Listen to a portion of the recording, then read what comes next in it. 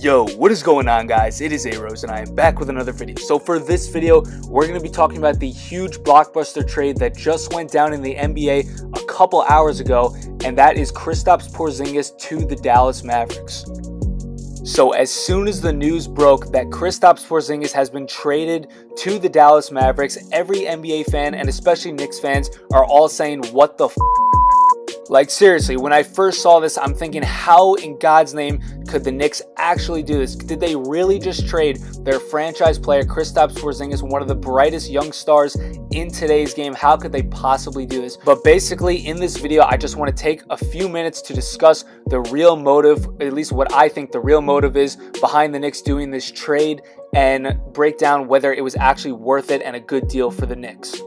So just to start things off, let's break down the actual deal. So the Knicks are sending Kristaps Porzingis, Courtney Lee, and Tim Hardaway Jr. to the Mavericks.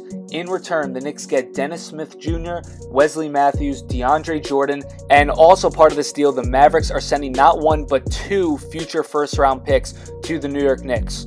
So looking at the pieces the Knicks sent to Dallas and the pieces the Knicks received from Dallas, I'm here to tell you that this trade literally, on the Knicks' point of view, has nothing to do with what they received in return for Kristaps Porzingis. They literally don't care. Maybe Dennis Smith Jr. is the only piece they may show some interest in for the future because he is a young, exciting point guard. But really, in reality, this was a complete salary dump for the Knicks. They are throwing all their chips. They're betting on this free agency this summer. It's going to turn out to be one of the riskiest moves the franchise has ever made, because if they do strike out in free agency, it's going to just look terrible on their part. So by the Knicks getting Tim Hardaway Jr. and Courtney Lee's contracts off the books, sending them to the Dallas Mavericks, that frees up a ton of extra money for the Knicks this free agency. And also by getting rid of Kristaps Porzingis, they now don't have to pay him a max contract. So the Knicks now are going to have approximately $74 million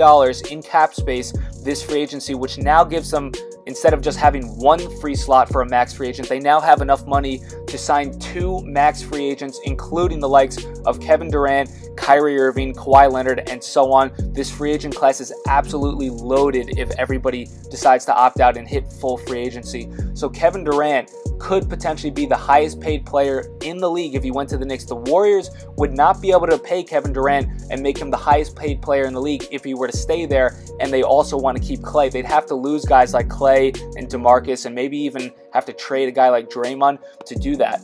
Would the Warriors still do that? Probably, because Kevin Durant is an incredible player, but the Knicks can now offer Kevin Durant a huge monster contract this offseason. So you're thinking, oh, well, Kristaps Porzingis was probably one of the biggest draws to New York for Kevin Durant. Why would he now consider going there now?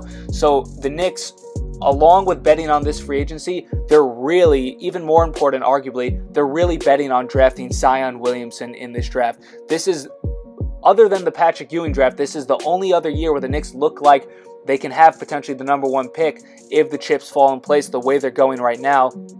The Knicks are in pretty good position to land that #1 pick, and obviously, if they do get the #1 pick, they would draft Zion Williamson out of Duke. So Zion Williamson is a huge part of this. If the Knicks can acquire Zion, you would have to think free agents are going to want to play with that guy. I mean, he's a generational talent. At least that's what it looks like on paper. This guy is incredible, is an incredible athlete, and I'm sure the likes of Kevin Durant, Kyrie Irving, Kawhi Leonard, and so on would all potentially show interest in signing with the Knicks, especially now that the Knicks can throw a ton of money at whoever is interested in coming. Now, one thing the Knicks have to be extremely careful with this year, and it really does scare me, but at the same time, I'm hopeful that they will finish this year out as one of the worst teams in the league and be in position for that #1 pick. Now that they have acquired DeAndre Jordan, Dennis Smith Jr., and Wesley Matthews, if the Knicks were to actually play all three of those guys in their starting lineup, the starting lineup wouldn't actually be that bad anymore, and as a result, the Knicks might actually, by mistake, win more games, making them fall out of the top three, eliminating their chances at Zion Williamson. That would be an absolute nightmare situation for New York. So what gives me hope is the fact that they have guys like Enes Kanter, they had Tim Hardaway Jr. and Courtney Lee on the roster, and yet they still didn't start those guys. So you would have to think the Knicks are going to at least not start guys like Wesley Matthews and DeAndre Jordan Probably Dennis Smith will start because he's a young player, and they probably will want him to be a part of the future. But guys like DeAndre and Wesley Matthews, I don't think they're going to start them. At least I hope they're smart enough not to start them, because you really don't want the Knicks to win many games this year. You need to be in position for Zion Williamson.